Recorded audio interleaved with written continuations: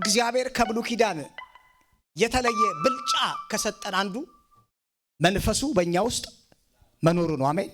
እስቲ እኔ ብቻዬን አይደለሁም በሉ። የእግዚአብሔር መንፈስ እንዳለበት ሰው ብቻዬን አይደለሁም በሉ። እግዚአብሔር ከኔ ጋር ይሰራል በሉ።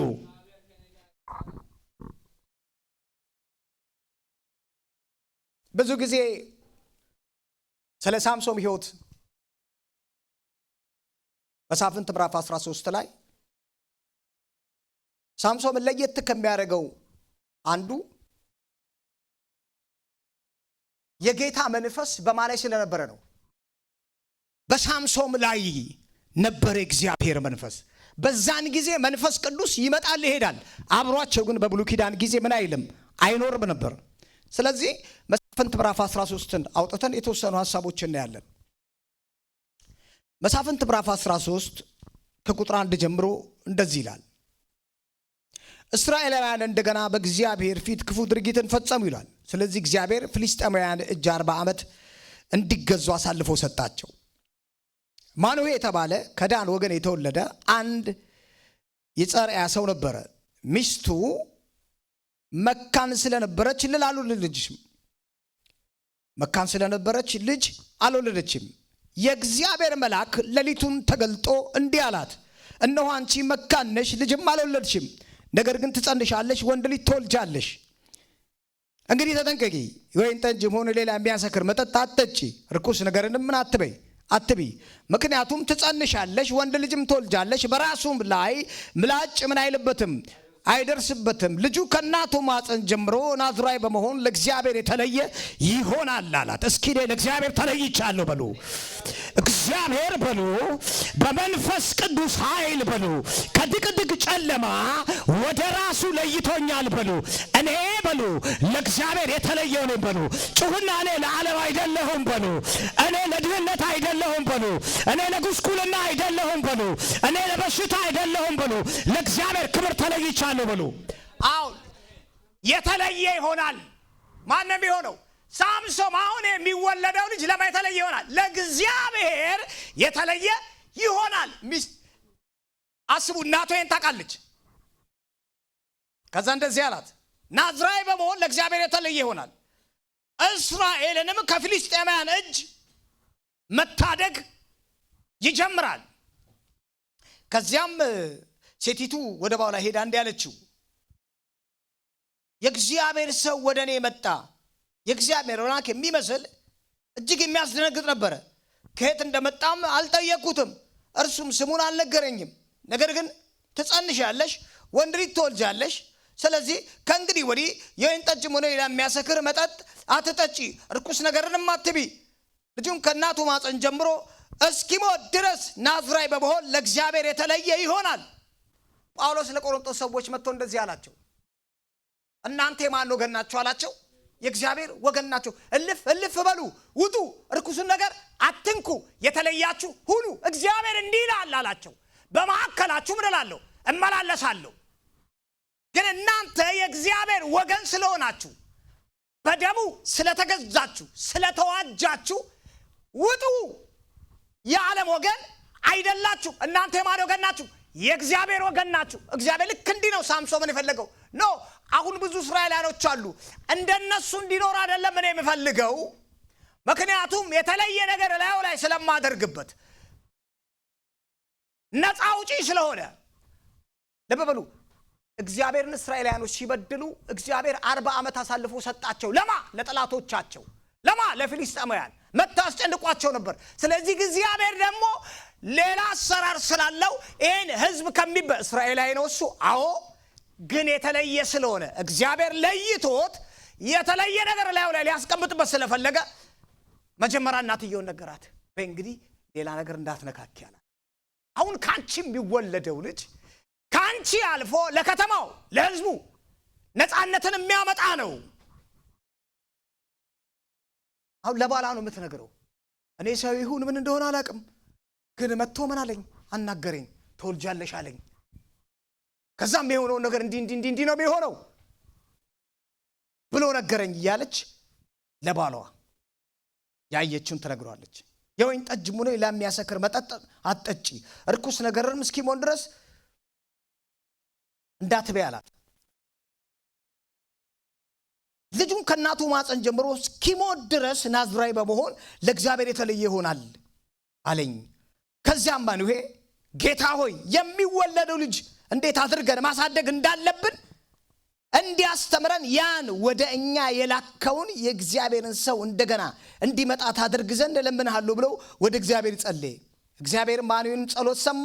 የእግዚአብሔር መልአክም ሴቲቱ በእርሻው ውስጥ ሳለች ተገለጠላት። በዚያን ጊዜ ግን ባሏ ማኑሄ አብሯት አልነበረም። እርሱም ለባሏ ለመናገር ፈጥና በመሄድ ባለፈው ጊዜ የተገለጠልኝ ሰው ዛሬም ተገለጠልኝ አለችው። ማኑሄም ተነስቶ ሚስቱን ተከትሎ ሰውየው እንደደረሰ ከሚስቱ ጋር ተነጋግሮ የነበርከው አንተ ነህ ሲል ጠየቀው። እርሱም አሁን እኔ ነኝ አለው። ማኑሄም ያልከው የሚፈጸምበት ጊዜ የልጁ ሕይወት የሚመራው እንዴት ነው? እኛስ ምን ማድረግ አለብን ሲል ጠየቀው። የእግዚአብሔር መልአክም እንዲህ አለው፣ ሚስት የነገርኳት ሁሉ ታድርግ። ከወይን ተክል የሚገኝ ማንኛውንም ነገር አትብላ። የወይን ጠጅም ሆነ ሌላ የሚያሰክር መጠጥ አትጠጣ። ርኩስ ነገርንም አትብላ። ያዘዝኳቸውን ሁሉ ታድርግ። ከዛም እኔ በእግዚአብሔር መልአክ ፊት የፍየል ጠቦት አዘጋጀም። የፍየል ጠቦት አርደን እስክናዘጋጅል ድረስ እባክህ ቆይ አለው። የእግዚአብሔር መልአክም የግድ ብትቆየኝ እንኳ የምታቀርበው ማንኛውንም ምግብ አልበላም፣ ነገር ግን የሚቃጠል መስዋዕት የምታዘጋጅ ከሆነ እርሱም ለእግዚአብሔር አቀርባለሁ። የሚያነጋግረውም የእግዚአብሔር መልአክ መሆኑን አላወቀም ነበር። ማኑሄ እግዚአብሔር መልአክ የተናገርከው ሲፈጸም እንድናከብር ስምህ ማን ነው በማለት ጠየቀው። እርሱም ስሜ ድንቅ ስለሆነ ለምን ጠይቀኛለህ አለው። ማኑሄም የፍየሉን ጠቦት ከእህል ቁርባን ጋር ወስዶ በአለቱ ላይ ለእግዚአብሔር ሰዋ። ማኑሄና ሚስቱ እያዩ እግዚአብሔር አስደናቂ ነገርን አደረገ። ይኸውም የእሳቱ ነበልባል ከመሰዊያው ወደ ሰማይ ሲወጣ የእግዚአብሔር መልአክም በነበልባሉ ውስጥ አረገ። ማኑሄ ሚስቱም ይህን ሲመለከቱ በግንባራቸው መሬት ላይ ተደፉ። የእግዚአብሔር መልአክም ለማኑሄና ለሚስቱ ዳግመኛ ባለመገለጡ ቀደም ሲል የተገለጠላቸው የእግዚአብሔር መልአክ መሆኑን ማኑሄ አወቀ። ሚስቱም እግዚአብሔር ስላየን ያለ ጥርጥር እንሞታለን አለች። ሚስቱ ግን መልሳ እንዲህ አለችው፣ እግዚአብሔር ሊገድለን ቢፈልግ ኖሮ የሚቃጠሉን መስዋዕትም የእህል ቁርባንንም ከእጃችን ባልተቀበለን፣ ደግሞ ይህን ነገር ሁሉ ባላሳየን፣ እንዲህ ያለውን ነገር በዛ ጊዜ ባልነገረ ነበር። ሴቲቱ ወንድ ልጅ ወለደች፣ ስሙንም ሳምሶን ብላ ጠራችው።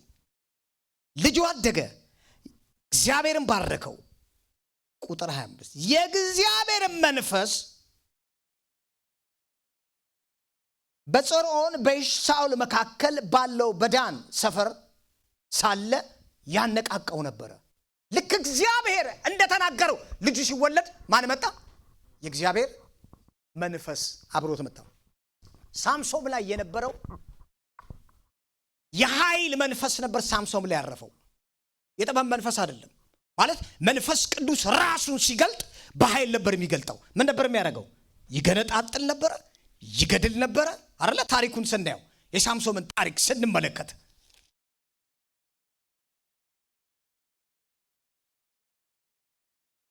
የተባለውን ነገር ባለማድረጉ ምክንያት እኔ እዛ ላይ ልገባ አይደለም። የተባለውን ነገር ባለማድረጉ ምክንያት ሳምሶን የሆነውን ነገር እናውቃለን። ግን ላዩ ላይ የመጣው ያ መንፈስ ሳምሶን ላይ የነበረው ያ መንፈስ በብሉይ ኪዳን ጊዜ ነቢያቶች ላይ ያነበረው ያ ስፒሪት እነ ሙሴ ላይ የነበረው እነ ባስልኤል ላይ የነበረው ያ መንፈስ የኪዳን ታቦቱ ላይ ተቀምጦ የነበረው በዓመት አንዴ ሲሄድና ሲመጣ የነበረው ያ ሸካይና ያ ግሎሪ መንፈስ ቅዱስ ታውቃላችሁ። አሁን በአዲሱ ኪዳን ላይመለስ ላይሄድ ሊመጣና ላይሄድ ለዘላለም በኔና በእናንተ ውስጥ ነው ያለው። በኔና በእናንተ ውስጥ። ለዛ ነው ጌታ ኢየሱስ ክርስቶስ ደቀ መዛሙርቱን ደጋግሞ ነገራቸው። ዮሐንስ ወንጌል ምዕራፍ 16 እኔ እኮ ወላጅ እንደሌላቸው ልጆች ምን አላችሁ? አልቷችሁም። አሁን በጣም ምንጠብቀው ቁዝም ብለን ትክዝ ብለን ችፍርግ ብለን የሆነ ነገር እግዚአብሔር አይቶ የሆነ ሰዓት አይ በቃ እንደው እኮ ሁሌ ሰዓት እንደው ተለረግ ብላ እንዲህ ብላ እንደው አይ እንደው አንድ ቀን ዘንበልላለሁ። ኖ የለም አዲስ ኪዳን ላይ እንዳትሸወዱ። ኔቨር እንዲሁ እንዳሉ ሰዎች አሸልበዋል። እንዲሁ እንዳሉ አንድ ቀን ላማለኝ በሰማይ አንድ ቀን በቃ የሆነ ሰዓት ላይ ብቅ ይላል ብለው ቢጠብቁ የለም። ለምን ሲባል የፍጻሜውን ኃይል ለኛ ሰጥቶናል። ይኸውላችሁ ለዛ እኮ ነው አሁን ሳምሶንን ከመንፈሱ የተነሳ አንተ ላይ ከማስቀምጠው የተነሳ የተጠራበት ጥሪ ምንድነው? አንተ ላይ ከማስቀምጠው የተነሳ ነው እኮ ህዝቡን የምትታደግልኝ። ያ መንፈስ አንተ ላይ ይመጣል፣ ችግር የለውም። ፍልስጤማውያን ናቸው ህዝቡን ያስጨነቁት። እስራኤል ተጨንቋል፣ ህዝብ ተጨንቋል፣ ቤተሰቦች ተጨንቋል። ገና አንተ ላይ ካስቀመጥኩት ቅባት የተነሳ አንተ ላይ ካለው መንፈስ የተነሳ እየሰበርክ ህዝቡን ነፃ ታወጣለህ ነው ጥሪው። የሄደበት መንገድ ነው የተለየው። ስለዚህ እግዚአብሔር ዳግም ተወልደን መጽሐፍ ቅዱስ ሲናገር የእግዚአብሔር መንፈስ በእኛ ላይ ከመጣ በኋላ ላሳያችሁ። ደቀ መዛሙርቱ እንደዚህ ያሉት ሐዋርያት ሥራ ምዕራፍ 19 ላይ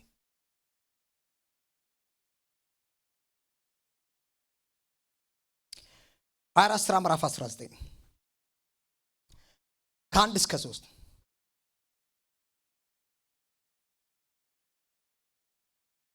አጵሎስ በቆሮንቶስ በነበረበት ጊዜ ይላል ጳውሎስ በላይኛው ሀገር አልፎ ወደ ኤፌሶን መጣ። በዚያ አንዳንድ ደቀ መዛሙርቱን አግኝቶ ባመናችሁ ጊዜ መንፈስ ቅዱስን ተቀበላችሁ አላቸው። ምክንያቱም ጉዳዩ ልዩነት የሚያመጣው ማን እንደሆነ ያውቃል። አመናችሁ አላው ተከተላችሁታል አላቸው። አዎ እኛ እኮ በጌታ ነን አሉ። እኛ እኮ ጌታን አመናል እየተቀበልን እኮ ነው እንዴ ጌታን አመነናል። እኛ እኮ ምእመን እኮ ነን። ከዛ ጥያቄ ጠየቃቸው። ባመናችሁ ሰዓት መንፈስ ቅዱስን ተቀበላችሁ ሲሏቸው እነርሱም አልተቀበልንም፣ እንዲያውም መንፈስ ቅዱስ እንኳን መኖሩን አናቅም። በሰማ በለው ነበር ምን የሚሉት ይከተሉታል እኮ ማንም ብለው ጌታን ግን ምንን አልተቀበሉም፣ መንፈስ ቅዱስን አልተቀበሉም ነበር። ቀጥሎ ምን አላቸው? ጳውሎስም ታዲያ በምን ተጠመቃችሁ አላቸው። እነርሱ በዮሐንስ ጥምቀት አሉት።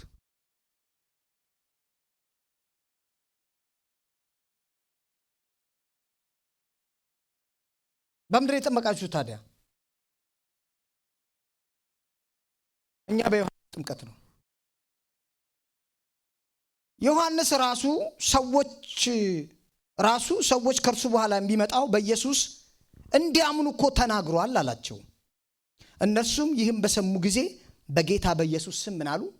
ተጠመቁ ይልና ጳውሎስ እጁን በላያቸው ላይ በጫነ ጊዜ መንፈስ ቅዱስ ወረደባቸው፣ በሌላው ቋንቋዎች ተናገሩ፣ ትንቢት ተናገሩ።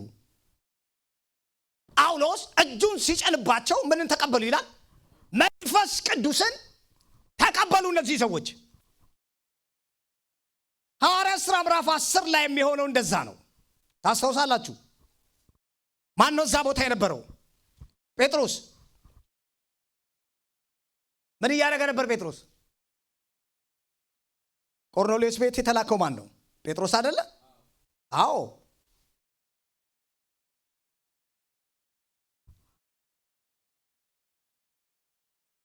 ሐዋርያት ሥራ ምዕራፍ 10 ከ44 እስከ 46 ጴጥሮስ ቆርኔሌዎስ መልአክ ተገለጠለት፣ ጴጥሮስን ላከው። ግን ገባ። ጴጥሮስ ለማሳጠር ሐሳቡ ወንጌል ይዞላቸው ገባና አሕዛብ ቤት መሄድ እንደሌለበት ያውቃል። ግን በጣም የሚገርመው መንፈስ ቅዱስ ሕያው ስለሆነ በተመስጦ ውስጥ ሆኖ እያለ መንፈስ ቅዱስ አሁን የሚመጡትን ሰዎች የላኩት ማን ነኝ? እኔ ነኝ። እና ምን በል እስቲ ማመልከው የሕያዋን አምላክ ነው በሉ፣ የሚናገር አምላክ ነው በሉ፣ እስቲ የሚሰማ አምላክ ነው በሉ፣ የሚመራ አምላክ ነው በሉ፣ ያወራኛል በሉ፣ ያሳየኛል በሉ።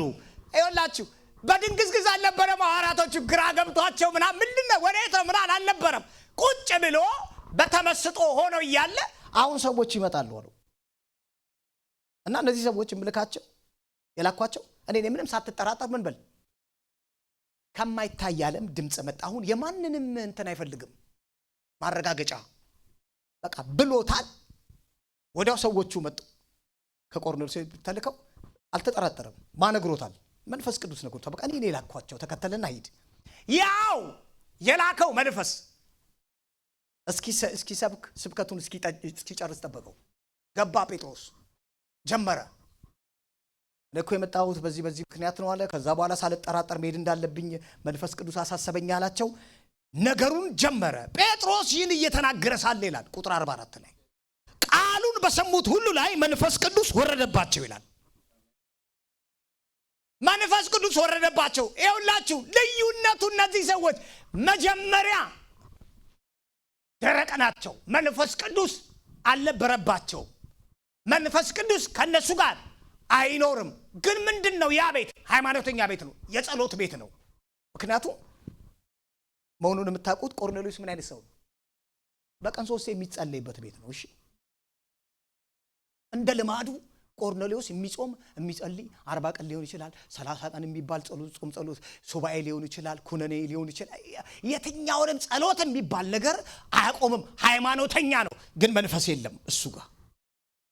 ከሰማይ ጋር ምን የለውም፣ ንክኪ የለውም። አሁን ያለምንም ማቋረጥ ከእግዚአብሔር ጋር ግንኙነት እንዲኖረው እግዚአብሔር ስለፈለገ ጸሎቱ ተሰማለትና ጴጥሮስ እዛ ቤት መጣ፣ ወንጌልን ነገራቸው። በሰሙ ሁሉ ላይ ይላል ቆርኔሌዎስን ጠቅልሎ ቤት ውስጥ ያሉት ሁሉ ነው የዳኑት። መንፈስ ቅዱስ ምን አለባቸው? ወረደባቸው። ይኸውላችሁ ደህንነታችን ከእግዚአብሔር ጋር አብሮ ለመቀጠል ዋስትና የሚባለው ነገር ጌታን አውቃለሁ ማለቱ አይደለም። ዋስትናችን የተስፋው መንፈስኛ ውስጥ በሆኑ ነው። እሺ የአንድ ሰው የመዳን እኔ ደስ ነው የሚለኝ ይሄ ነገር ይሰማኛል ነው መልካም ያለ ጌታ ቢጠየቁ ደስ እያለ ነው የሚሉ ብዙዎች አሉ። ጥያቄው መንፈስ ቅዱስ አንተ ውስጥ አለ ወይ? መንፈስ ቅዱስ ውስጣችን አለ ወይ? ያ የእውነት መንፈስ። ለዛ ነው እንሂድ ዮሐንስ ወንጌል ምዕራፍ 16 ላይ ጌታ ኢየሱስ ክርስቶስ እንደዚህ ያላቸው። ለምን ደቀ መዛሙርቱ ጥያቄ ሆኖባቸዋል። ዮሐንስ 16 ላይ ከቁጥር 1 ጀምሮ እንደዚህ ይላል። ይህን ሁሉ የነገርኳችሁ እንዳትሰናከሉ ነው አላቸው። ከምኩራብ ያስወጣችሁ እንዲያውም የሚገድሏችሁ ሁሉ እግዚአብሔርን እንዳገለገሉ የሚቆጠርበት ጊዜ ይመጣል። ይህን ሁሉ የሚያደርጉት ግን አብን ወይንም እኔን ስለማያውቁ ነው። አስቀድሜ ይህን ነግሬያችኋለሁ፣ ጊዜው ሲደርስ እንድታስታውሱ ነው። ከእናንተ ጋር ስለነበርኩ ይህን ከመጀመሪያ አልነገርኳችሁም? ቀድሜ ነግራችኋለሁ፣ ጊዜው ሲደርስ እንድታስታውሱ ነው። ከእናንተ ጋር ስለነበርኩ ይህን ከመጀመሪያው አልነገርኳችሁም። እንግዲህ ወደ ላከኝ እሄዳለሁ፣ ይሁን እንጂ ከእናንተ የምትሄደው የት ነው ብሎ የሚጠይቀኝ የለም። ይህን በመናገር ልባችሁ ባዘን ተሞልቷል። ነገር ግን እውነት እላችኋለሁ መሄጄ ይበጃችኋል። እኔ ካልሄድኩኝ አጽናኙ ወደ እናንተ አይመጣም፣ ከሄድኩ ግን እርሱ ወደ እናንተ ልከዋለሁ። ይኸውላችሁ በጣም ነገሩ በቃ እዚህ ጋር እኮ ነው። አሁን አማኙ መድረቅ ህይወታችን ላይ አንዴ መድረቅ፣ አንዴ መለምለም፣ አንዴ ደስታ፣ አንዴ ሐዘን፣ አንዴ የሆነ ነገር ፍንትው ይልልናል፣ የሆነ ሰዓት ላይ ደግሞ ጨለምለም የሚለው ይኸውላችሁ አማኙ በብሉይ ኪዳን እንኳን መንፈስ ቅዱስ በላያቸው ላይ እየመጣ የሚፈልገውን ስራ አሰርቶ የሚሄዳቸው ሰዎች እነዛ ሰዎች እንኳን አይደለም ለነሱ ለከተማው ለሀገር ሁሉ ተስፋ ነበሩ። ምክንያቱም እግዚአብሔር ልዩነቱ ያለው መንፈሱ ላይ እንደሆነ ያውቃል። እስቲ መንፈስ በሉ፣ አረ መንፈስ በሉ። ይኸውልህ ነገሩ እንደዚህ ነው። የትኛውም ዓለም ይሄ ዓለም በሁለት መንፈስ ነው ገቨርን የሚደረገው። ሰው ያለ መንፈስ ውጤት ማምጣት አይችልም። ምንም ይሁን ምንም፣ ኔጌቲቭንም ፖዚቲቭንም፣ ወይ በድግምት ሰውዬ ውጤት ያመጣል፣ ወይ በእግዚአብሔር መንፈስ ውጤት ያመጣል። ይሄን ዓለም ሁለቱም ስፒሪቶች ናቸው ኮንትሮል የሚያደርጉት። ሌላ ማን ኒውትራል የሆነ ሰው የለም። በሁለቱም መንፈስ ነው አታክ የሚደረገው። ምን እንደሆነ ልንገራችሁ። ወይ እግዚአብሔር መንፈስ ይቆጣጠረናል፣ ይዞን ይሄዳል። ካልሆነ ደግሞ የጨለማው ዓለም ስፒሪት ሰውን ምን ይሏል? ይቆጣል። ሁለቱም ነፍሳችን ላይ መገለጥ ይፈልጋሉ። ለዛ ነው ኤፌሶን ምዕራፍ 2 ላይ ሲናገር እናንተ አናቅም ነበር። ማን ነው የሚያውቀው? እኔ አላቅም። በአየር ላይ ላለው ለአለቃው መንፈስ ፍቃዱን እንዴ ነበር እንዴ? አረ እኔ አላቅም። ኖ አንተ አታቅም። ወደድክም ጠላ ማንም ሰው ወይ ለእግዚአብሔር መንፈስ ነው የሚያዘው ወይንም በጨለማው ዓለም ስፒሪት ነው ምንም የሆነው የሚያዝ። አሁን ሰውየው በጣም እኔ ምን እንደሆነ አላቅም። በቃ ተስፋ መቁረጥ ኖ እኔ በቃ ምን እንደሆነ አላቅም። ድብር ነው የሚለኝ የሆነ ሳስብ ተስፋ መቁረጥ ምንም ነገር አይታየኝ። በጣም እርግጠኛ ሁኑ፣ በጨለማው ዓለም ተጽዕኖ ውስጥ ናችሁ። አይ አረኔ ኖ የለም ሌላ ወይ እግዚአብሔር መንፈስ ነው። እሱኛ ጋር መንቀሳቀስ ሲጀምር የደረቀ ነገር ለምልሞ ነው የሚታየን። እሱኛ ጋር መስራት ሲጀምር የተዘጋ ነገር አይታየንም። እሺ የተዘጋ ነገር አይታየንም። እሱኛ ጋር መስራት ሲጀምር የጎደለ ነገር ሞልቶ ነው የሚታየን። እሱኛ ጋር መንቀሳቀስ ሲጀምር ምንም በሌለበት መውጫ መንገድ ይታየናል። እሱ ከኛ ጋር መንቀሳቀስ ሲጀምር ባህር ነው ሰው የደነገጠ፣ እኛ ጋር ግን ተስፋ ይታየናል። እሺ አሻግረን ድል ማየት እንጀምራለን። አሻግረን መብዛትን ማየት እንጀምራለን። አሻግረን ወደ ታየልን ስንገባ እናያለን። አሻግረን ነጋችንን እግዚአብሔር ያየልንን ጨርሰን እንደምንሄድ እናያለን። ከሁኔታ በላይ ማየት የሚችል መለኮት አቅምኛ ውስጥ መንቀሳቀስ ይጀምራል። ምንም ነገር የለም። ሰዎች መጥተው ምን አግኝተህ ነው አንተ ዝም ብለህ የምትፈነድቀው ሲባል የሆነ ነገር አለ ማለት ነው። እነሱ በዙሪያ ያለውን ነገር አይተው በእጅ ላይ ያለውን ነገር አይተው ከዛ በመነሳት የሆንክ እየመሰላቸው እሱን ነገር ሊተረጉሙ ነው የሚመጡት። ጉዳዩ ግን እንደዛ አይደለም። እንደዚሁ በምድረ በዳ ምንጭን የሚያፈልቅ እግዚአብሔር ካንተ ጋር እንደሆነ ስለምታውቅ በሄድንበት ቦታ ሁሉ በደስታ በኃይል በክብር እየፈነጠስክ ትሄዳለህ። ምንድነው ነገሩ ሲባል ኖ አሁን የሆነ የተቆጣጠረ ምን አለ ማለት ነው። ስሙኝ፣ በጠራራ ፀሐይ ላይ እየተንገዳገደ የውልግድግድ እያለ ያገኘውን ሁሉ ሲሳደብ ባለ ለመለቀውን ሐሳቡን ለመግለጥ እና ሰዎች አይተውት ምን ይላሉ? ብኖራል ብር ሰጣጣቱ አለባክ ሰክሯል እኮ አጤው ምንም ምን የለው ማራባ ማራሳ ሐሳቡን ሁሉ ጥሎ ወደላለልሽ ሰውየው ምን ብሏል? ደብረው ሰክሮ ጳውሎስ ይሄ ስለገባው ባሉ እንግዲህ አለ ዘመኑን ዋጁ። አረ እናንተ ሰዎች ዘመኑን ይዩት። ዘመኑን እናንተ ዋጁ። በወይን ጠጅው መንፈስ ይሙላባችሁ እንጂ በወይን ጠጅ አትስከሩ። የፈለገው ምን ሊያሳየን ነው? ምን ሊያሳየን ነው? ከወይን ጠጅ ጋር ለምንድን ነው ያገናኘው ሲባል አያችሁ፣ ልክ ሰዎች በወይን ጠጅ ሰክረው በወይን ጠጅ ቁጥጥር ውስጥ ሲገቡ የፈለጉትን እንደሚናገሩ ሁሉ ማንንም እንደማይፈሩ ሁሉ መንፈስ ሲሞላብህ አጃጎራ ሀዲያ ጋጣባ ይኸውልህ አይተህ ሁኔታው እከሌ እንዲለኝ ይሆን አትልም። እሺ ሰዎች እንዲለኝ ይሆን ሼማይዝም ክርስቶስ ባደረገልን አካባቢው እንዲለኛል አሁን እንደዚህ ብል ምን ባላለሁ? አረ በጣም ይሳቅብኛል። የእንትን አስተማሪ ነው የምባለው። አረ ምና ኖ አይደለም። ክብር ነው የምታወራው። በሄድክበት ቦታ ሁሉ ከፍታ ነው የምታወራው። ዝም ብለህ ሰዎች ካየው እጅ ላይ ካለው ነገር ተነሳው አይ የታል ታዲያ ያሳየናል ሊሉ ይችላሉ። ምን እንትን ትላለህ እንትን በላ አይ እንዲህ ቢሉኝስ የለኝም። ኖ እኔ የምንበላለሰው በማየት አይደለም፣ በእምነት ነው የምንበላለሰው። በሰማይ ስፍራ በመንፈሳዊ በረከት ምን ብሎኛል? ባርኮኛል እግዚአብሔር። ዓለም ከመፈጠሩ አስቀድሞ በክርስቶስ ኢየሱስ መልካሙን ስራ እንድሰራ በክርስቶስ ኢየሱስ የተፈጠርኩኝ የእግዚአብሔር የእጅ ስራ ነኝ። ሃሌሉያ። መድረቅ በዘመኔ አይሆንም ትላለህ። እግዚአብሔር በምድረ በዳ ውስጥ መንገድ አለው ለኔ ትላለህ። እግሮቼ አይንሸራተቱም ትላለህ። የሚጠብቀኝ እሱ አይተኛም ደግሞ አያንቀላፋም ትላለህ። ጳውሎስ ይሙላባችሁ አሁን። ምክንያቱም አካባቢ ላይ በጣም ብዙ የተበላሸ ኮንታሚኔት የሚያደር ተስፋ የሚያስቆርጥ ዓለምና ቦሏ በክፉ ይዛለች እኮ ብሏል። በሄድክበት ቦታ ዘማሪ እኮ ለዛ እኮ ነው እየገፋ ሲሄድ ጊዜው እንግዳ ነገር እንሰማለን ወየው እያልን ምን ማለት ነው? የሚሰማው ነገር ሁሉ ተስፋ ያለው አይደለም። ስትሰማ ሶስተኛው ዓለም ጦርነት ሊጀምር ነው። አሜሪካ ያላትን የጦር ኃይሎች በአጠቃላይ አስጠግታለች። እንትን ዳራዳራ ጀርመን እንደ ሀገር አፍሪካ ስትገባ ኢትዮጵያና ኤርትራውን ተዘጋ እንደ ስትወጣ ስትገባ ስለ ኑሮ ውድነት፣ ስለ ጉስቁልናው፣ ስለ ጦርነት፣ ስለ ቸነፈር የምታየው የምትሰማው ነገር ሁሉ ምን የሚል ነው? እጅግ በጣም ተስፋ የሚያስቆርጥ። ለዛ ነው ልዩነታችሁ አለ ነው። መንፈስ ቅዱስ እናንተ ጋር ምን ስላለ እኔ ብሄድ ይሻላችኋል ካሉ ለዛ ነው ጌታ። ግን ያ የእውነት መንፈስ በመጣ ጊዜ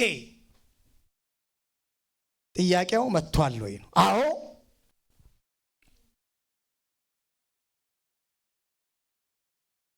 ያ የእውነት መንፈስ በመጣ ጊዜ አለ እኔ ካልሄድኩ አጽናኙ ወደ እናንተ አይመጣም፣ ከሄድኩ ግን እርሱን ወደ እናንተ ልኳለሁ። በሚመጣበት ጊዜ ዓለምን ስለ ኃጢአት፣ ስለ ጽድቅና ስለ ፍርድ ይወቅሳል። ስለ ኃጢአት ሲባል ሰዎች በእኔ ስለማያምኑ ነው። ስለ ጽድቅ ወደ አብ ስለሚሄድና ከእንግዲህ ስለማታዩ ነው። ስለ ፍርድ የዚህ ዓለም ገዢ ስለተፈረደበት ነው። ብዙ የምነግራችሁ ነበረኝ፣ አሁን ግን ልትሸከሙት አትችሉም። የእውነት መንፈስ በመጣ ጊዜ ወደ እውነት ሁሉ ይመራቸዋል። እስቲ እንደዚህ በሉ፣ የእግዚአብሔር መንፈስ ከኔ ጋር ስላለ በሉ፣ ወደ እውነት ሁሉ ይመራኛል በሉ። በድቅድቅ ጨለማ ውስጥ በሉ ብርሃን እያሳየ ይመራኛል በሉ። ተስፋ በሌለበት ከተማ ውስጥ በሉ ተስፋዬን እያለመለመ በሉ ወደሚቀጥለው ክብር ያሻግረኛል በሉ። ያ የእውነት መንፈስ ከኔ ጋር ነው በሉ። ክርስቶስን ከሞት ያስነሳው በሉ ያ የእውነት መንፈስ በሉ። ያ የትንሣኤ ኃይል በሉ ሕያው የሆነው ጌታ በሉ ለሚሞተው ሥጋዬ ሕይወትን እየሰጠ በሉ ቀንበርን እየሰበረ በሉ ድልድይን እየሰበረ በሉ መሄድ ወዳለብኝ ወደ ፈለገው አቅጣጫ ይመራኛል በሉ። ራኮዳሌቬኒያ ሶታ እሱ በመጣ ጊዜ ወደ እውነት ሁሉ ምን ይላቸዋል? ያ ማለት የኛ ድርሻ መስማት ነው እንጂ ብቻችንን ለንም ማለት ነው። እስቲ ብቻዬን አይደለም በሉ። አሁን ዝማሬውን በባዶ ብንዘምረው ምን ዋጋ አለ? ብቻዬን አብከን አራ እግዚአብሔር የሚናገር አምላክ ነው፣ የሚመራ አምላክ ነው። ለዛ እኮ ነው እንዴ ዝም ይላል እንዴ ታዲያ በዚህ በኩል ሳልፍ እንተን ይላል እንዴ? ማድረግ ያለበትን ነገር ሁሉ በሙሉ ምን አድርጓል? ጨርሷል። እሺ አድርጎ ይሄ መንፈስ ከነሱ ጋር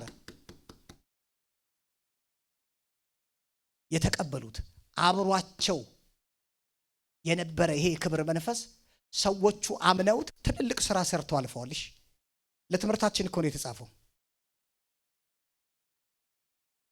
ይመራቸው ነበረ፣ ውጡ ሲላቸው ይወጡ ነበረ፣ እውነትን ይገልጥላቸው ነበረ፣ ነጋቸውን ያሳያቸው ነበር። አሁን ችግሩ ከሌላ ቦታ የሚመጣ አይደለም። ለዛ እኮ ነው ለቆሮንቶስ ሰዎች የሕያው የእግዚአብሔር ቤተ መቅደስ መሆናችሁን አታውቁምን ይላል። የእግዚአብሔር መንፈስ በእናንተ ውስጥ እንዳለ አታውቁምን? አሃ ጉዳዩ ለካ የመንፈስ ጉዳይ ነው። ለካ ያ ነው ለውጥ የሚያመጣው።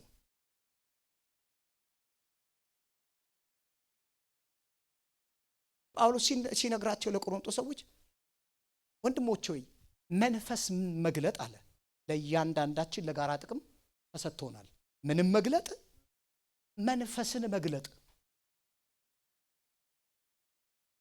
ያ የማይታይ ዓለም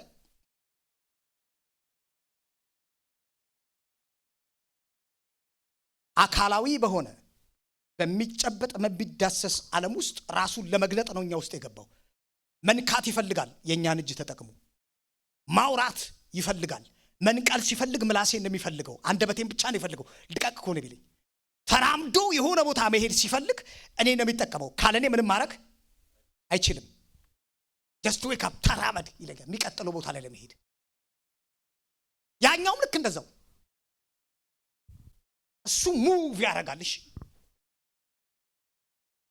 መለወጥ ሲፈልግ ዘፍጥረት ምዕራፍ 1 ላይ እኮ የእግዚአብሔር መንፈስ በውሃ ላይ ምን ሆኖ ነበር? ሰፎ ነበረ። ጨለማ ነበር በጥልቁ ላይ፣ ግን የእግዚአብሔር መንፈስ ይረበም ነበር። የሚቀይረው እሱ ነው፣ የሚለውጠው እሱ ነው። ከዛ ጨለማ ውስጥ የሚጠቅምን ብርሃን ይሁን ብሎ ያወጣው ያው መንፈስ ዓለማት የፈጠረው ያው መንፈስ ዛሬ እኔና እናንተ ውስጥ አብሮን ሊመራን አብሮን ያን እኮ ነው። ደቀ መዛሙርቱን ኃይልን ሳትቀበሉ ከኢየሩሳሌም አትውጡ፣ የገባውትን ተስፋ ለአባቶች ተገብቷል። ለአብርሃም የተገባለት ተስፋ ይሄ ነው፣ የመንፈስ ተስፋ። እሱ ይመጣል። ያን እሱ ከመጣ በኋላ እኛውን ሁሉም ለአንድ ነገር ብቻ ነው የሚፈልገው። በቃ ሰውየው መንፈስ ቅዱስ ተሞላ፣ በልሳን ከጸለየ አበቃ። ኖ ኖ ኖ፣ ከዛ በላይ ሂዝ አ ፐርሰን፣ አካል ነው። ሁሉን ነገር ያሳያቸዋል አለ። ለካ ብዙ ማናቀው ነገር አለ አይደል? አውቀን ጨረሰን እንዴ? አልጨር ወደ እውነት ሁሉ ይመራቸዋል። ብዙ እኮም መሄድ ያለብን ቦታ ለገን ማናቀው እንዴት እንሂድ ብለን ማን ነው የሚያውቀው? መንፈስ ቅዱስ ያውቃልሽ። እሱ ምን ይላችኋል አለ? ይመራችኋል። እንዲህ ይላቸዋል ቁጥር 12 ብዙ የምነግራችሁ ነገር አለኝ፣ አሁን ግን ልትሸከሙት አትችሉም። የእውነት መንፈስ በመጣ ጊዜ ግን ወደ እውነቱ ሁሉ ይመራችኋል። እርሱ ከራሱ አይናገርም፣ የሚሰማውን ብቻ ይናገራል። እንዲሁም ወደፊት ስለሚሆነው ይነግራችኋል። ወደፊት ስለሚሆነው አዎ እየመጣ ስላለው ነገር ሚስጥርን ይገልጥላችኋል።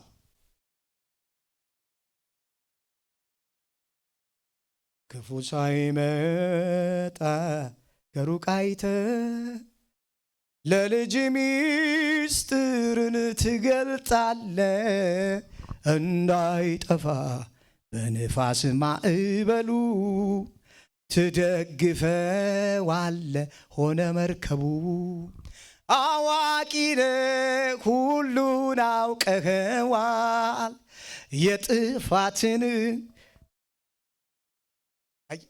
የጥፋትን ውሃ ገድበሃል። የማዕበሉን መናወጥ ጸጥ አሰኘ። ለባሪያህም መልካምን አደረግ። ለካ ክፉ ሳይመጣ ከሩቅ አይተህ ሊመጣ ያለውን ይነግራችኋል። የእኔ ከሆነ ወስዶ እንድታውቁ በማድረግ ያከብረኛል። የአብ የሆነ ሁሉ የእኔ ነው። ከእንግዲህ የእኔ ከሆነው ወስዶ እንድታውቁ ያደርጋችኋል ያልኳችሁ ለዚህ ነው። ክብር ለእግዚአብሔር ይሁን። ስለዚህ ብልጫችን በቃ እኮ አሁን የሆነ ነገር ሲፈጠር ሐሳባችን ሌላ ቦታ ምናምን እንዲሄድ አይደለም እግዚአብሔር የሚፈልገው። ሰብሰብ ብሎ እሱ ጋር በርከክ ጌታ ሆይ ምን ትላለህ? የጌታ መንፈስ ዛሬ አርነቱና ነፃነቱ እንኳን ያለው የቱ ጋር እንደሆነ ነገረን። ለዘሩባቤል እኮ የመጣው እግዚአብሔር ቃል ዘሩባቤል በኃይልና በብርታት አይደለም አለን ገፍተህ ብለው ቡባ ያለ ነው። መንፈስ መጥቶ ነው የሆነች ቦታ ላይ ክሊክ ሲያረጋት ትከፋታለች። በኃይልና በብርታት አይደለም። የጌታ መንፈስ ባለበት በዛ ምን አለ? አርነትና ነፃነት አለ። ብዙ ኮምፎርት የማይሰማን ብዙ መታሰር የነፍስ ስርዓት የሚሰማን ከሆነ ችግር አለ ማለት ነው። ነፍሳችን ከመንፈስ ቅዱስ ጋር ያላትን ግንኙነት ምን ብላለች? አቋርጣለች። እየሸሸች ነው ከመገኘቱ። ስለዚህ እግዚአብሔር ተመልሰን ኮሙኒኬት እንድናደርግ ይፈልጋልሽ። እሱ ጋር ነው ያለው፣ እኛ ጋር ይኸውላችሁ። ላይፍ ኢዝ ህይወት ያላችሁ ሚስጥር ነው። ማንም ሰው ለዛ እኮ ነው መጥቶ ሚስጥር እንደሆነ እኮ ኢዮብ እንዲገባው እኮ ነው መጥተው ቆይ አንተ የንስርን መንገድ ታውቃለህ? የበረዶን መጋዘን ታውቀዋለህ? አያውቀውም። እሺ እኔ አላውቅም አለ ኢዮብ። መብረቅ ቤቱ ጋር እንደምልከው ታውቃለህ መንገዱ? ኖ ብዙ የማይገቡን ነገሮች አሉ። የህይወታችን ሰር የህይወታችን ፈጣሪ እሱ ብቻ ምን የሚለው የሚያውቀውሽ። ከዛ አደራረጉን ለሙሴ እንዳሳየ ሁሉ እየገለጠ ያሳየናልሽ። እሱ የፈለገውን ከሱ ጋር ምን እንድንሆን ከዚህ ከእውነት መንፈስ ጋር እንድንጣበቅ መፍትሄ ያለው እሱ ጋር ስለሆነ ውጤት ያለው እሱ ጋር ስለሆነ ዝም ብላችሁ አስቡ።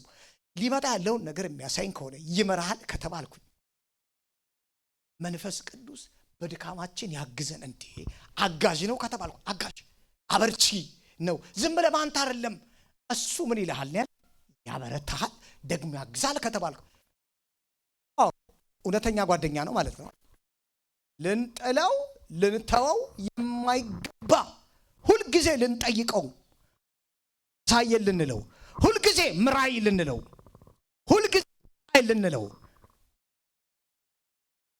የሚገባ እውነተኛ ጓደኛ ነው። አሜን። ለዛ ነው ጳውሎስም ሁለተኛ ቆሮንቶስ ምዕራፍ 13 ላይ የመንፈስ ቅዱስ ህብረት ይኖራችሁ።